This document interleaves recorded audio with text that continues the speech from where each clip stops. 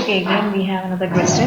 2x square d square y by dx square plus x into dy by dx plus x square minus 3 into y equal to 0. First, we need a series solution. Powers of x means we have to find a series solution somewhere near the neighborhood of x equal to 0. For let's either it should be an ordinary point, otherwise it should be a regular singular point to find a series expansion. Now it's clear from the equation number 1 that it's not going to be an ordinary point. So we'll have to check whether it's a regular singular point or not. You can easily check and see that x equal to 0 is a regular singular point. So we apply the method of Frobenius. We substitute y is equal to sigma n equal to 0 to infinity Cn x raised to n plus r and n plus r, and y dash is given by this formula. We have already seen how we can get y dash and y double dash. Now we substitute in equation number 1. Substituting and simplifying, we will get sigma n equal to 0 to infinity 2 into n plus r into n plus r minus 1 Cn x raised to n plus r. Now this I am taking this x inside, so I will get x raised to n plus r here. Again inside x raised to n plus r plus 2. Now this term doesn't have a change. Now this is what finally, till this step, this is what your final answer would look like. Now what we have to do is we have to change all the coefficients, the powers of x to n plus r. Here the lowest occurring power is x raised to n plus r, so all the terms should be changed to x raised to n plus r. You see here, this term is okay, this one is okay, this one is okay. This is the only term where I have to change to n plus r. Now my x raised to n plus r plus 2 should go to x raised to n plus r. Let's try what we can do here. Sigma n equal to 0 to infinity 2 into n plus r into n plus r minus 1 Cn x raised to n plus r. I am writing all of the terms as it is, n plus r into Cn x raised to n plus r. Now I need a change here. Let me write my summation. What I need is I need x raised to n plus r over here. When I give n equal to 0, this term would be x raised to r plus 2. Now I need x raised to r plus 2 here. For that, my n should vary from 2 to infinity. Now this is 2 to infinity. When power of x is n plus 2 plus r, my suffix of c is just n. So what I need here is c n minus 2. You can use dummy variable and check whether if you want that, no problem. So my summation will run from sigma n equal to 2 to infinity Cn minus 2 x raised to n plus r. I am adding one more term, minus 3 into sigma n equal to 0 to infinity Cn x raised to n plus r is equal to 0. Okay, now we can just combine all powers of x raised to n plus r and see what we get. This is our equation. Now from that, what I have to do is I have to make all the summations look alike. So I am expanding here n equal to 0 for n equal to 0 and n equal to 1. These are the two terms that we get. All other terms go into the summation sigma n equal to 2 to infinity. Now what we have to do is we have to equate the smallest coefficient of smallest power of x to 0. Here the smallest power of x is x raised to r. Now by equating the coefficient of x raised to r to 0, we will get 2 into 2r square minus 2r plus r minus 1 equal to 0. That will be 2r square minus r minus 1 equal to 0. Now this is our integral equation. This is our integral equation, and we need to find the roots, which are the exponents. Okay. Now this is a quadratic equation. You can easily solve that, and the exponents will be got as 1 at minus 1 by 2. Corresponding to each exponent, we have to find a solution, and combining those two equations, we will be writing the general solution. Now let's take a look at the coefficients of x raised to n plus r. From here we should get our recurrence relation.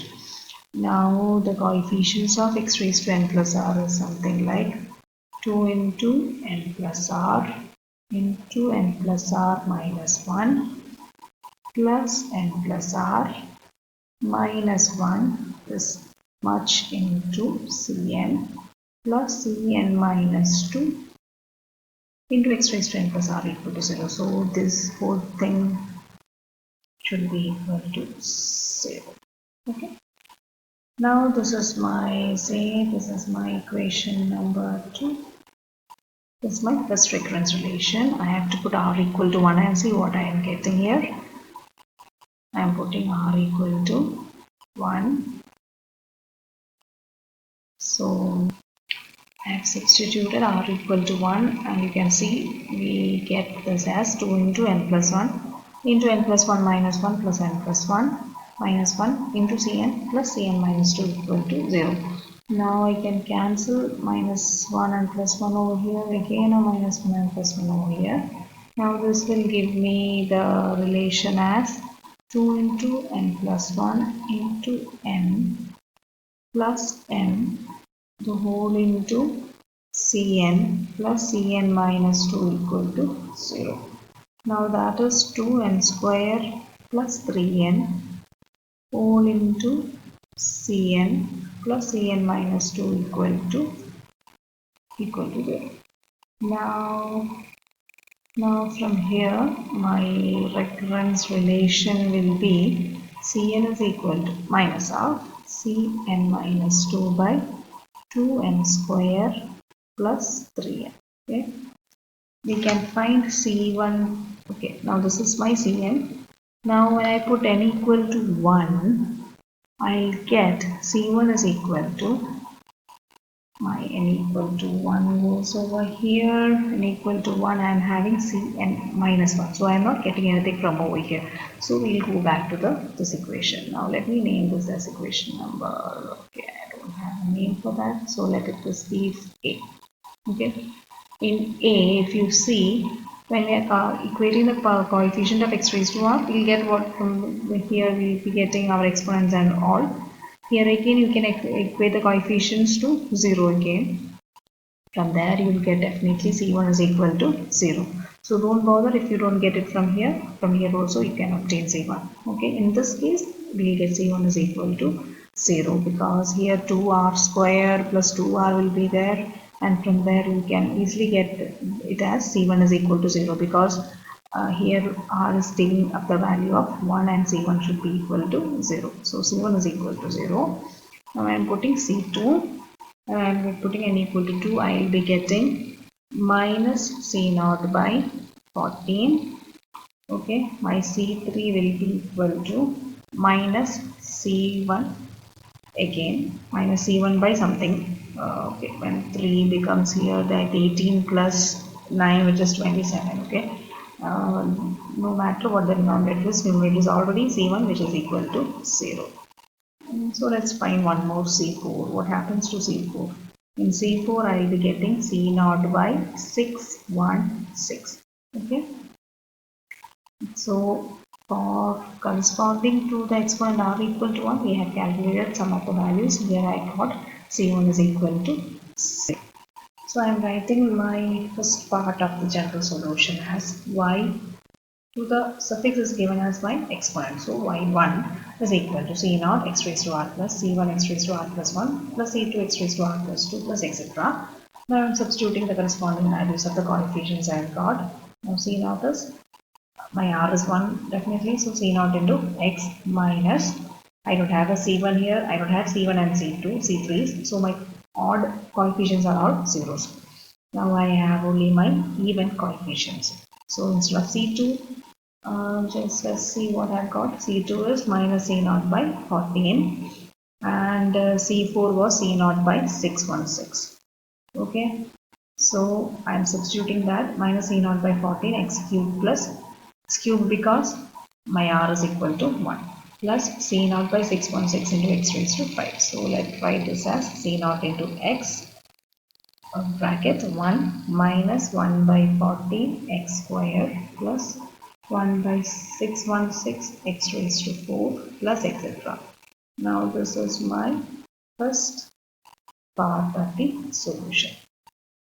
I have to find another linearly independent solution corresponding to minus 1 by 2. Now this is what we are going to find. Now we are putting r equal to minus 1 by 2 in our equation above 2 to get this one. 2 into n minus 1 by 2 into n minus 1 by 2 minus 1 plus n minus 1 by 2 minus 1 into cn plus cn minus 2 equal to 0.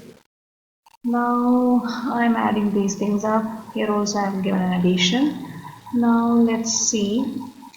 This will become 2 into 2n minus 1 divided by 2 into 2n minus 3.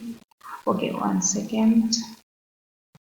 Now into n minus 3 by 2 plus n minus 3 by 2 whole into cn plus cn minus 2 equal to 0. My 2 and 2 gets cancelled here. Again I will be having 2n minus 1 into n minus 3 by 2. So multiplying and seeing, I will be having 2n squared minus of I will be getting a 3n minus n plus 3 by 2 plus n minus 3 by 2. So these two terms will be transferred here, minus 3 by 2. So whole into cn plus cn minus 2 equal to 0.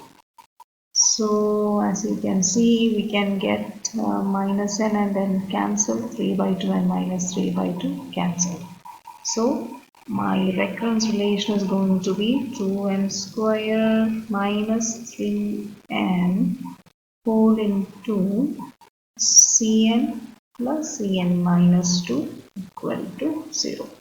Now this is my recurrence relation. We have to find the coefficients.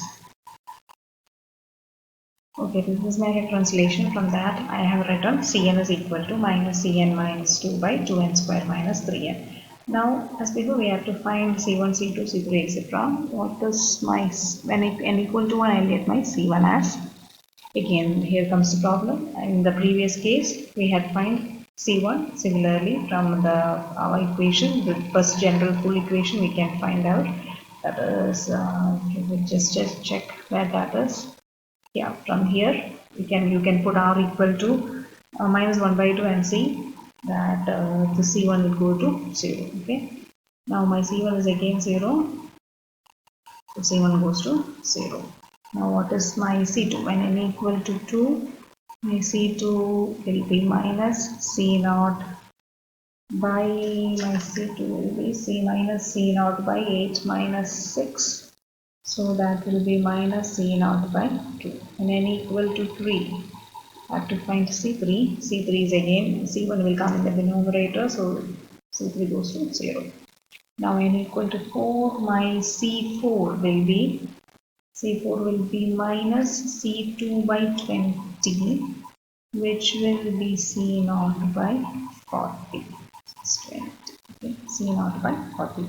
Now I've got c1, c2, c3 and c4. Now let's write our y minus 1 by 2 of x. Now this will be c0 x raised to r plus c1 x raised to r plus 1 plus c2 x raised to r plus 2 plus etc. Now that is going to be c0 into x raised to minus 1 by 2 plus there is no c1. For c2 I am substituting minus c0 by 2 into x raised to minus 1 by 2 plus 2. No c3. Again for c4 I am substituting c0 by 40 into x raised to minus 1 by 2 plus 4 plus etc. Okay. Now this is my y raised to y minus 1 by 2 of x. This is what I will get here.